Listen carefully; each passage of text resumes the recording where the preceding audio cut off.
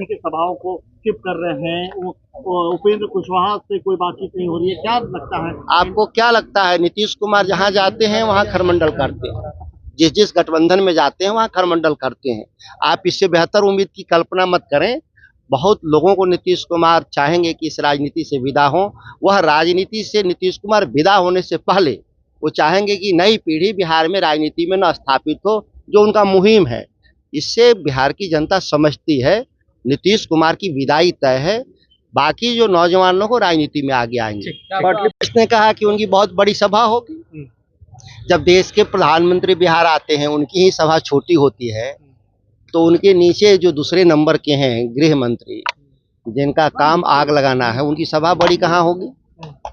बिहार की जनता भली भांति जानती है कि बिहार में 40 सांसदों को ले आने के लिए दिल्ली जा रहे हैं। बिहार को कुछ देने के लिए नहीं जा रहे हैं दिल्ली से, वो दिल्ली से आते हैं कि उनको बिहार में कैसे 40 सांसद में से हिस्सेदारी उनको मिल जाए, और देश की जो लूट की सत्ता है, जो किसानों के छाती पे चढ़कर बेरोजगारों को ठगने का जो काम कर रही है देश की सत्ता, उसको कैसे निस्ताबूत कर दिया जाए, उसके लिए वो आते हैं बिहार में। बिहार को कुछ चीज देने के लिए नहीं आते। ये बिहार की जनता भली भांति जानती है। अच्छा, उस पर आपने जेडीयू जो है वो तंज कस रही है, कैसे देख रहे हैं आप? जेडीयू क्यों तंज कस रहा है? जेडीयू से 2 गुना बीजेपी के विधान परिषद के जा रहे हैं। जेडीयू अपनी चिंता में क्यों नहीं है कि वो 2 क्यों गए और भाजपा 4 क्यों गई? वो तो बराबर के पार्टनर है ना। ये दूसरे के चक्कर में क्यों जेडीयू पड़ी रहती है? अच्छा, कांग्रेस में ये नाराजगी सुनने में आ रही है कि एक सीट कांग्रेस का ले लिया आरजेडी ने। नहीं। राष्ट्रीय जनता दल किसी की हिस्सेदारी लेने में विश्वास नहीं करता। राष्ट्रीय जनता दल देने में विश्वास करता है।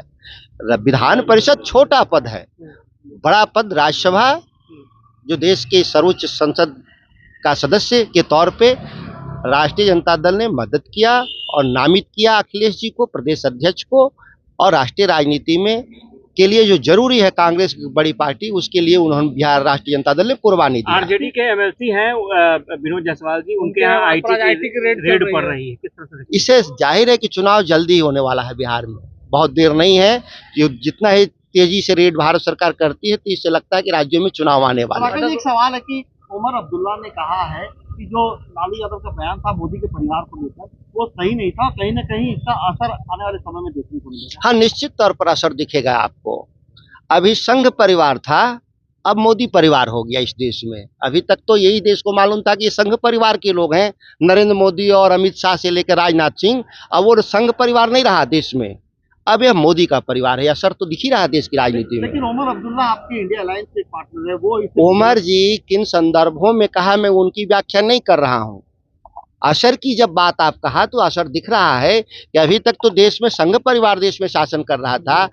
इससे अब जाहिर है कि नहीं, संघ परिवार नहीं, मोदी परिवार। सीट बंटवारे को लेकर जिन लक्ष्यों को पूरा नहीं होगा, ये पाटलिपुत्र में बिहार में कहीं जाएंगे, सीटें उनकी घटेंगी बढ़ेंगी नहीं, ये दावे के साथ आप लिख लीजिए। अगर आपको बताना चाहेंगे तो स्वागत है, हमारे नेता ने कहा है कि स्वागत है, सभी लोग का स्वागत है।